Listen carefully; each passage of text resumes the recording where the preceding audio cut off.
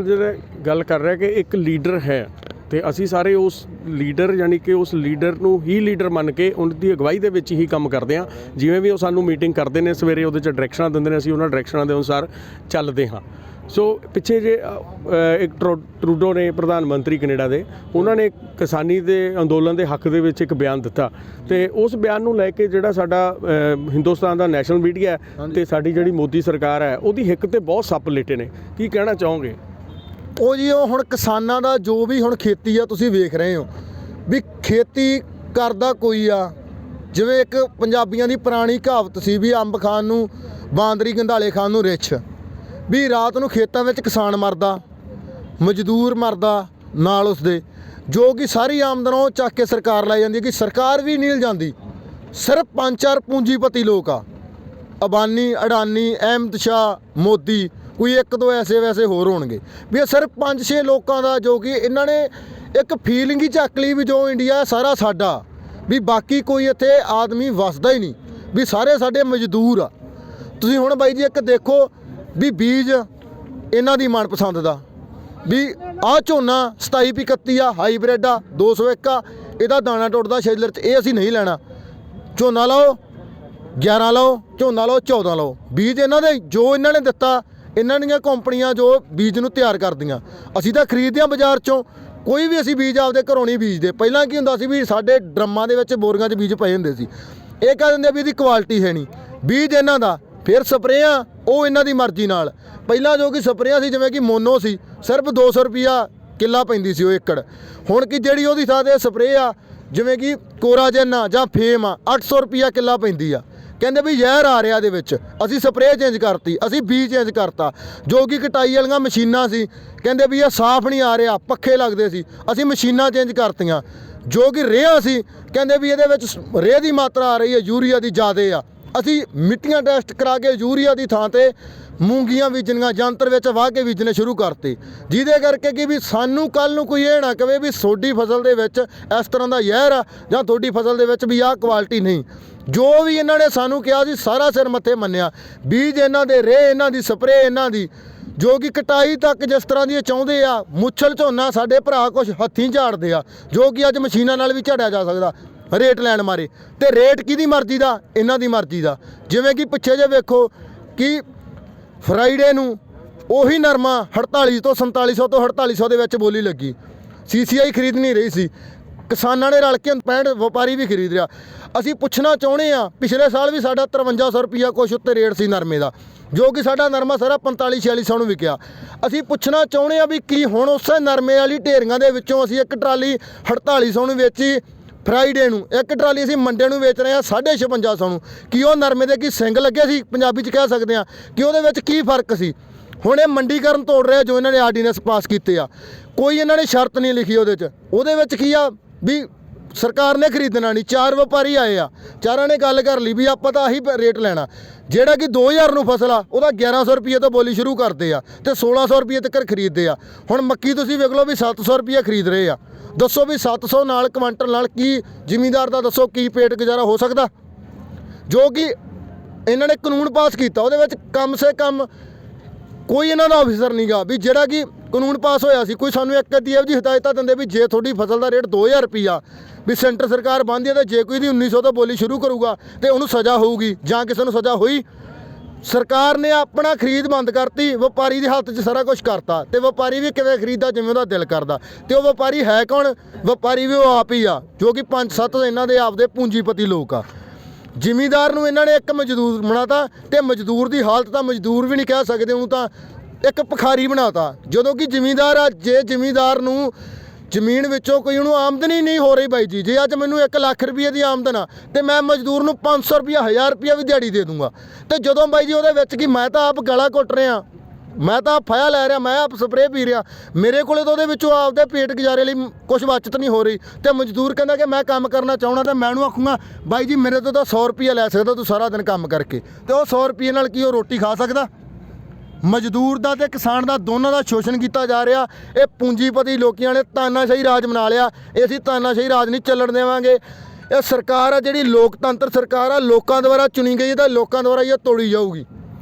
ਸਾਡੇ ਦੇਸ਼ ਦਾ ਲੋਕਤੰਤਰ ਹੈ, ਤੁਸੀਂ ਗੱਲ ਕਰੀਏ ਲੋਕਤੰਤਰ ਦੀ, ਔਰ ਦੁਨੀਆ ਦਾ ਸਭ ਤੋਂ ਵੱਡਾ ਲੋਕਤੰਤਰ ਹੈ ਸਾਡੇ ਦੇਸ਼ ਦਾ ਜੀ। ਉਹਦਾ ਇੱਕ ਸਥੰਭ ਮੰਨਿਆ ਜਾਂਦਾ ਰਾਸ਼ਟਰਪਤੀ ਜੀ। ਤੇ ਮਤਲਬ ਕਿ ਆ ਪਿਛਲੇ ਦਿਨਾਂ ਤੋਂ ਐਡਾ ਵੱਡਾ ਅੰਦੋਲਨ ਚੱਲ ਰਿਹਾ, ਕਿਤੇ ਉਹ ਸਾਡੇ ਉਸ ਸਥੰਭ ਦਾ ਜਾਂ ਉਸ ਰਾਸ਼ਟਰਪਤੀ ਦਾ ਕੋਈ ਬਿਆਨ ਨਹੀਂ ਜਾਂ ਕਿਤੇ ਕੋਈ ਗੱਲ ਹੀ ਨਹੀਂ, ਕਿ ਲੱਗ ਨਹੀਂ ਰਿਹਾ ਕਿ ਸਾਡੇ ਦੇਸ਼ ਦਾ ਰਾਸ਼ਟਰਪਤੀ ਨਾ ਹੋ ਕੇ ਇੱਕ ਗੁਲਾਮ ਦੀ ਸਥਿਤੀ 'ਚ ਲੱਗਦਾ ਉਹ ਬੰਦਾ। ਬਾਈ ਜੀ ਜਿਹੜਾ ਕੀ ਆ ਹੁਣ ਇੱਕ ਤੁਸੀਂ ਰੱਖ ਲਓ ਵੀ ਇਹ ਜਿਹੜੀ ਇਹ ਸਾਰੀ ਰਲੀ ਮਿਲੀ ਸਾਜ਼ਿਸ਼ ਆ, ਰਾਸ਼ਟਰਪਤੀ ਪ੍ਰਧਾਨ ਮੰਤਰੀ ਇਹ ਸਭ ਰਲੇ ਆ। ਹੁਣ ਕੀ ਮੋਦੀ ਚਾਹ ਬਣਾਉਂਦਾ? ਚਾਹ ਤਾਂ ਕਿੰਨੇ ਲੋਕ ਬਣਾਉਂਦੇ ਆ, ਕਿ ਚਾਹ ਵਾਲੇ ਕੱਪ ਦੇ ਵਿੱਚ ਕੀ ਵੇਚਤਾਉਣੇ ਇਹਦਾ ਜਿਹਦੇ ਕਰਕੇ ਕਿ ਉਹ ਮੋਦੀ ਬਣ ਗਿਆ। ਜੇ ਆਪਾਂ ਇਕੱਲਾ ਮੋਦੀ ਆ, ਮੋਦੀ ਦਾ ਰਾਜ ਚੱਕ ਦਾਂਗੇ, ਸਰਕਾਰ ਤੋੜ ਦਾਂਗੇ, ਰਾਸ਼ਟਰਪਤੀ ਵੀ ਨਾਲ ਮਿਲਿਆ ਹੋਇਆ। ਅੱਜ ਮੋਦੀ ਉਹਨਾਂ ਕੋਲ ਚੰਗਾ ਨਹੀਂ, ਮੋਦੀ ਬਹੁਤ ਮਾੜਾ, ਗੁੰਡਿਆਂ ਦਾ ਸਾਥ ਦੇ ਰਿਹਾ ਗੁੰਡਾ, ਪਰ ਉਹਨਾਂ ਕੋਲੇ ਮੋਦੀ ਵਰਗੇ ਗੁੰਡੇ ਹੋਰ ਬਹੁਤ ਆ। ਕੱਲ ਨੂੰ ਹੋਰ ਗੁੰਡਾ ਸ਼ੁਰੂ ਕਰਨਗੇ, ਖੜਾ ਕਰਨਗੇ, ਜੋ ਕਿ ਰਾਜ ਹੈ ਇੱਥੇ ਅਡਾਨੀਆਂ ਬਾਨੀਆਂ ਦਾ, ਨਾ ਕਿ ਮੋਦੀ ਦਾ। ਤੇ ਇਹ ਰਾਜ ਅਸੀਂ ਉਹਨਾਂ ਦਾ ਰਹਿਣ ਨਹੀਂ ਦੇਣਾ। ਸਾਡੀਆਂ ਸਭ ਤੋਂ ਵੱਧ ਸ਼ਹੀਦੀਆਂ ਪੰਜਾਬ ਦੀਆਂ ਸਿੱਖਾਂ ਦੀਆਂ, ਤੇ ਜੇ ਸਾਨੂੰ ਅੱਜ ਫੇਰ ਵੀ 2020 ਦੇ ਵਿੱਚ ਜਾਂ 21 ਦੇ ਵਿੱਚ ਸ਼ਹੀਦੀਆਂ ਦੇਣੀਆਂ ਪਈਆਂ, ਅਸੀਂ ਦੇਵਾਂਗੇ। ਕੋਈ ਸਮਾਂ ਸੀ ਅਸੀਂ ਮਰਾਠਿਆਂ ਤੋਂ ਆਪਣੇ ਦੇਸ਼ ਨੂੰ ਆਜ਼ਾਦ ਕਰਾਇਆ ਸੀ, ਕੋਈ ਸਮਾਂ ਸੀ ਅੰਗਰੇਜ਼ਾਂ ਤੋਂ ਕਰਾਇਆ ਸੀ। ਹੁਣ ਕਿ ਜਿਹੜੇ ਸਾਡੇ ਭਰਾ, ਨਾ ਕਿ ਇੱਥੇ ਖਬਰ ਉਡਾਈ ਜਾਂਦੀ ਹੈ ਕਿ ਇਹ ਖਾਲਿਸਤਾਨੀ ਆ, ਇਹ ਖਾਲਿਸਤਾਨ ਦੀ ਮੰਗ ਕਰਦੇ ਆ। ਓਏ ਅਸੀਂ ਤਾਂ ਇਹ ਨਹੀਂ ਚਾਹੁੰਦੇ, ਅਸੀਂ ਤਾਂ ਪਾਕਿਸਤਾਨ ਦੀ ਵੰਡ ਵੀ ਨਹੀਂ ਚਾਹੁੰਦੇ, ਅਸੀਂ ਤਾਂ ਚਾਹੁੰਦੇ ਆ ਪੱਟ ਦਿਓ ਹੱਦਾਂ। ਅਸੀਂ ਤਾਂ ਸਾਡੇ ਭਰਾ ਪਾਕਿਸਤਾਨੀ ਵੀ, ਜਿਹੜੇ ਹਿੰਦੂ ਬੈਠੇ ਆ ਸਾਡੇ ਇੱਥੇ ਵਿੱਚ ਦਿੱਲੀ ਦੇ, ਉਹ ਵੀ ਸਾਡੇ ਭਰਾ। ਨਾ ਅਸੀਂ ਤਾਂ ਇਹ ਚਾਹੁੰਦੇ ਵੀ ਪਾਕਿਸਤਾਨ ਦੇ ਕਿਤੇ ਅੱਜ ਇੰਡੀਆ ਦੇ, ਹਿੰਦੁਸਤਾਨ ਤੇ ਪਾਕਿਸਤਾਨ ਇੱਕ ਹੁੰਦਾ ਤੇ ਅੱਜ ਮੈਂ ਕਹਿਣਾ ਵੀ ਸਵਾਦ ਹੀ ਆ ਜਾਣਾ ਸੀ, ਗੱਲਾਂ ਹੀ ਹੋਰ ਹੋਣੀਆਂ ਸੀ। ਐਡਾ ਵੱਡਾ ਸਾਡਾ ਦੇਸ਼ ਹੋਣਾ ਸੀ, ਖੁੱਲ੍ਹ ਹੋਣੀ ਸੀ, ਡੁੱਲ ਹੋਣੀ ਸੀ। ਕਿੱਡਾ ਵੱਡਾ ਸਾਡਾ ਪੰਜਾਬ ਸੀ, ਤੇ ਸਾਡਾ ਇੱਕ ਸਰਦਾਰ ਦੇਸ਼ ਹੋਣਾ ਸੀ, ਜਿਹਦੇ ਕਰਕੇ ਵੰਡੀਆਂ ਪਈਆਂ, ਫਾਇਦਾ ਹੋਇਆ ਲੀਡਰਾਂ ਨੂੰ। ਸਾਨੂੰ ਨਾ ਸਾਡੀ ਮੰਗ, ਅਸੀਂ ਤਾਂ ਇਹ ਕਹਿੰਦੇ ਵੀ ਭਾਵੇਂ ਪਾਕਿਸਤਾਨੀਆਂ ਢਾਹ ਦਿਓ ਹੱਦਾਂ, ਉਹ ਵੀ ਵਿੱਚ ਰਲਾ ਲਓ, ਨਾ ਕਿ ਅਸੀਂ ਖਾਲਿਸਤਾਨੀ। ਅਸੀਂ ਆਪਣੀਆਂ ਜੋ ਮੰਗਾਂ ਉਹਦੇ ਪਿੱਛੇ ਬੋਲਦੇ ਆ। ਜੇ ਤੁਹਾਨੂੰ ਉਹਨਾਂ ਮੰਗਾਂ ਪਿੱਛੇ ਅਸੀਂ ਖਾਲਿਸਤਾਨੀ ਲੱਗਦੇ ਆ, ਅਸੀਂ ਅੱਤਵਾਦੀ ਲੱਗਦੇ ਆ, ਅਸੀਂ ਖਾੜਕੂ ਲੱਗਦੇ ਆ, ਯਾਰ ਤੁਹਾਨੂੰ ਜੋ ਵੀ ਲੱਗਦੇ ਆ, ਸਾਨੂੰ ਸਿਰ ਮੱਥੇ ਕਬੂਲ ਆ। ਸਾਡੀਆਂ ਮੰਗਾਂ, ਸਾਡੇ ਹੱਕ ਆ, ਸਾਨੂੰ ਮਿਲਣੇ ਚਾਹੀਦੇ ਆ। ਉਹ ਜੇ ਤੁਸੀਂ ਸਾਨੂੰ ਇੱਕ ਚੰਗੇ ਨਾਗਰਿਕ ਸਮਝ ਕੇ ਦੇਣੇ ਆ, ਤੁਹਾਡੀ ਮਰਜ਼ੀ ਆ।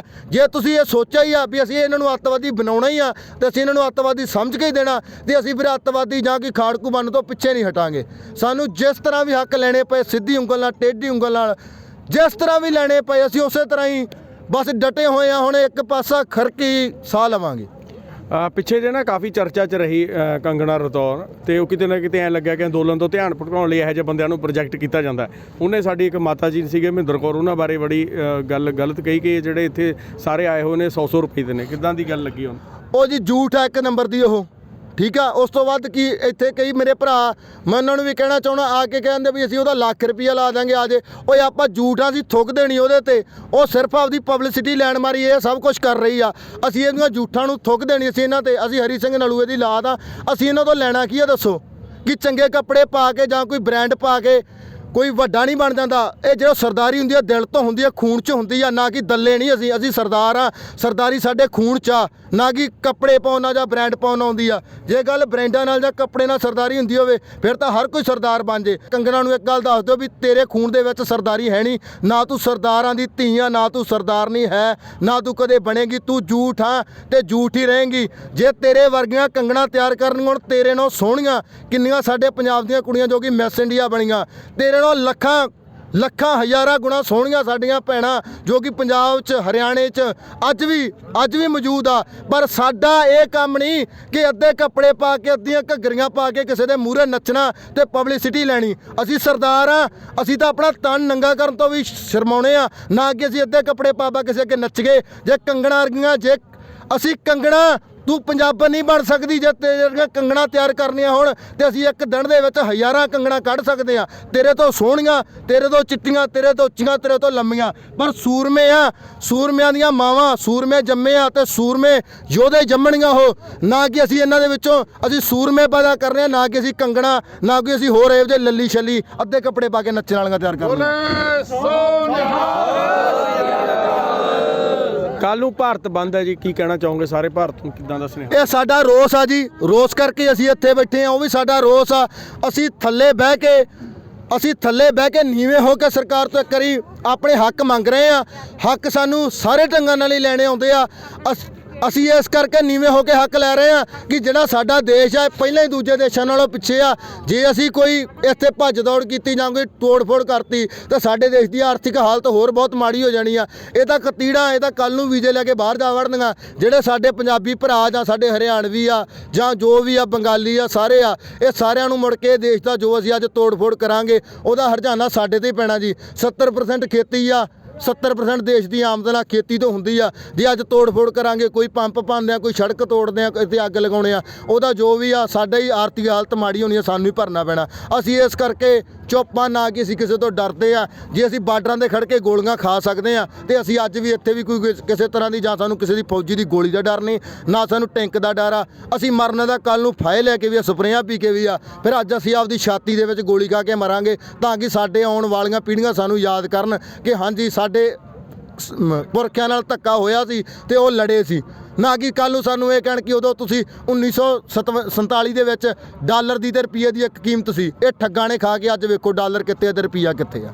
ਕੀ ਕਹਿਣਾ ਚਾਹੋ ਕੱਲ ਨੂੰ ਭਾਰਤ ਬੰਦ ਦਾ ਸੁਨੇਹਾ ਲਾਉਣਾ? ਇਹ ਸਾਡਾ ਰੋਸ ਆ ਬਾਈ ਜੀ। ਸਾਰੇ ਸੜਕਾਂ ਰੋਕੋ, ਜਿੱਥੇ ਵੀ ਬੈਠੇ ਆ ਮੇਰੇ ਭਰਾ ਪਿੰਡਾਂ ਦੇ ਵਿੱਚ ਆ, ਹੋਕੇ ਦਵਾਓ ਗੁਰੂ ਘਰਾਂ ਦੇ ਵਿੱਚ, ਆਪਣੇ WhatsApp ਗਰੁੱਪਾਂ ਤੇ Facebook ਤੇ ਪਾਓ।